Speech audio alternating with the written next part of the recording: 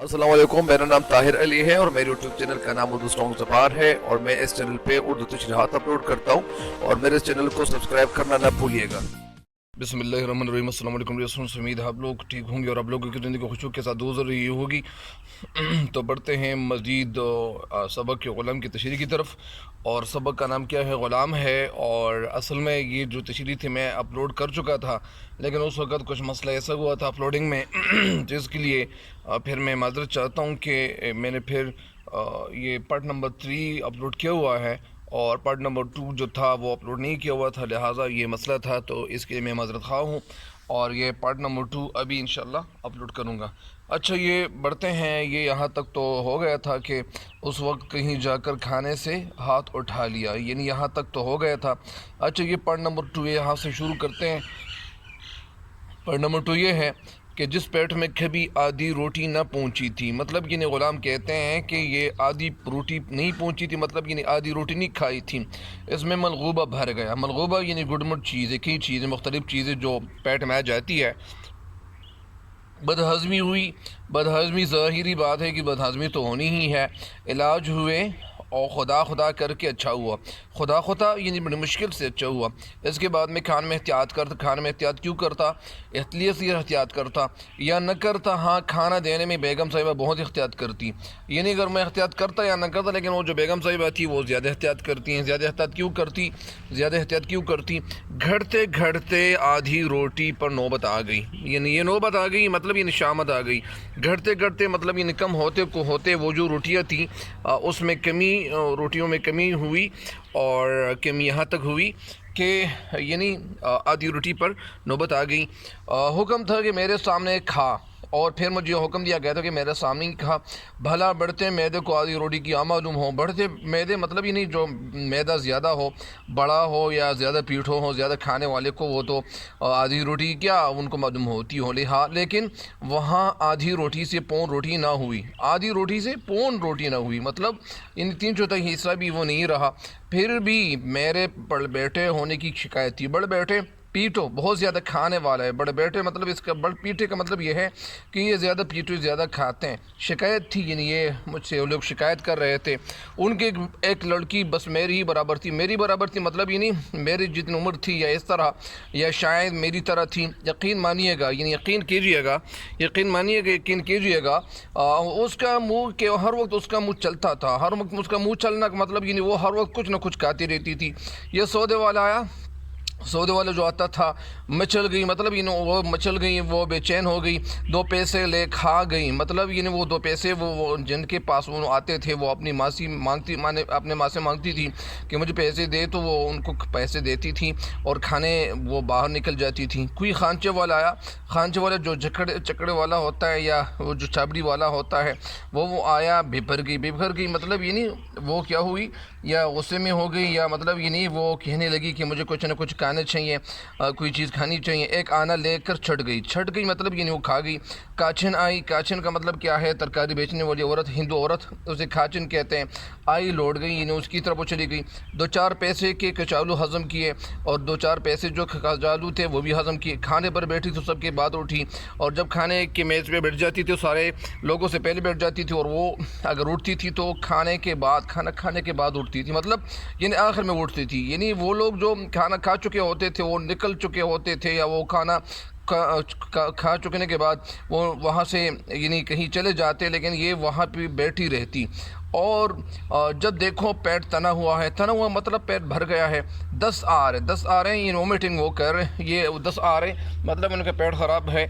मगर बेगम साहिबा है कि कहीं जाती हैं, और बेगम साहिबा कह रही है, कहे जाती है कि है न ये बच्ची कुछ खाती हैं, ये जो बच्ची ना ये कुछ खाती है न पीती है, आखिर कैसे जिएगी? और आखिर में ये जिएगी कैसी? मतलब ये जीना उनके लिए मुहाल है, मुश्किल है। ये कैसे जिएगी? ये तो बेचारी कुछ खाती नहीं है।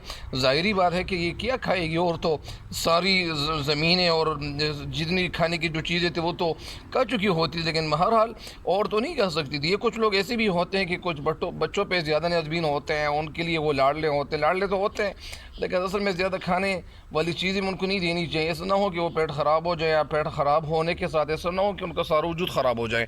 تو ایسا نہیں کرنا چاہیے.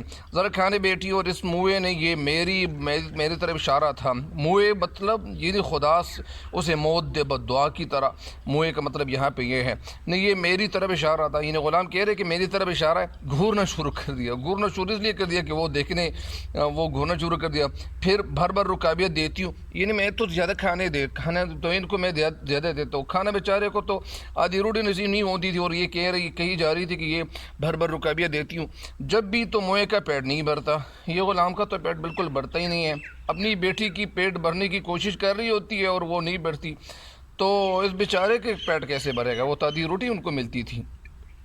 کچھ لوگ ایسے بھی ہوتے ہیں کہ وہ اپنے غلاموں کے ساتھ جو سلوک کرتے ہیں, ایسا سلوک نہیں کرنا چاہیے. پرانے دور میں غلام تو ہوتے تھے, لیکن آج کل کے زمانے میں غلام تو بالکل ہوتے ہی نہیں ہیں. بہرحال لیکن انہیں احتیاط کرنی چاہیے, کیونکہ جو اللہ تعالیٰ نے اگر آپ کو کسی جگہ پہ ملازم رکھا, اور کوئی جگہ آپ کو خانسامہ بنایا گیا, آپ کو یعنی کسی گھر میں کام مطلب نصیب ہوا, اور پھر اگر آپ اس طرح کر رہے ہو, آپ کسی کے ساتھ جو بے انصافی کر رہے ہو, ایسا بھی ہو سکتا ہے کہ کل آپ ان کے بھی نوکر بن جاؤ گے. مثال کے طور پر کچھ یہ دنیا جو آج جو اگر کوئی فقیر ہے تو یہ فقیر بادشاہ بھی ہو سکتا ہے, اور اگر کوئی بادشاہ ہے تو وہ فقیر بھی ہو سکتا ہے. اللہ تعالیٰ کے لیے کوئی مشکل تھوڑی ہے.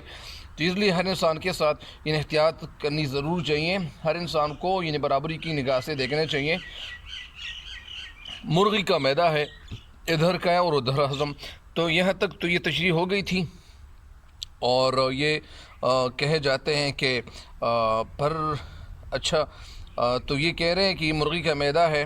لیکن بہرحال اگر میں تھوڑا زیادہ کر لوں, نظر وزر تو لگانا مجھے آتا نہیں. ہاں یہ ضرور ہے کہ گھورنا اکثر میرے لیے مفید ثابت ہوا. مفید یعنی مطلب فائدہ مند ثابت ہوا ہے.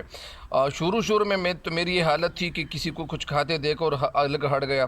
شروع میں میرا یہ اندازہ تھا, اور اگر میں کسی کو کھانے پہ اگر کسی کو دیکھتا تو پھر کیا کرتا, الگ ہٹ گیا. کوئی اللہ کا بندہ یہ بھی خیال نہیں کرتا تھا, کوئی اللہ کا بندہ کوئی یہ خیال نہیں کرتا تھا کہ یہ بیچارہ بھی کچھ کھائے گا یا پیے گا, کہ اس معصوم لاوارث بچے کو کچھ دو.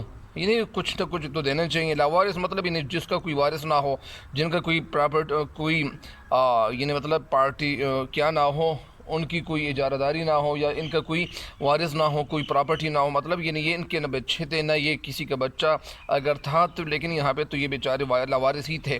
آخر کہاں تک دل مارا جاتا, میں کہاں تک کب تک صبر کرتا. میں نے بھی رنگ بدلا مطلب میں نے تیور بدلا, اپنے مزاج میں تبدیلی لائی.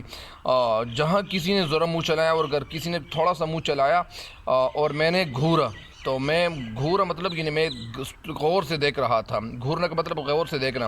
ادھر میں نے گھورا اور ادھر مجھ پر صلوات پڑھنی شروع ہوئی. اگر کسی کو میں نے گھورا غور سے دیکھا اور مجھ پہ صلوات پڑھنی شروع ہوئی, مطلب گالیاں پڑھنی شروع ہوئی. مگر تھوڑا بہت یاروں کے حصے میں آ ہی گیا. یاروں کے حصے میں مطلب مجھے کچھ نہ کچھ ملتا ہی گیا. بہرحال یہ یہاں تک پارٹ 2 تھا. میرے خیال میں یہاں سے تو اوپر تھا, لیکن یہ دوبارہ اگر کسی پہ اگر وہ گرا گزرے تو اس کے لیے میں معذرت چاہتا ہوں. تو انشاءاللہ اس کے بعد یہ پارٹ نمبر 3 اور 4 اس طرح انشاءاللہ تشریح کرتا جاؤں گا.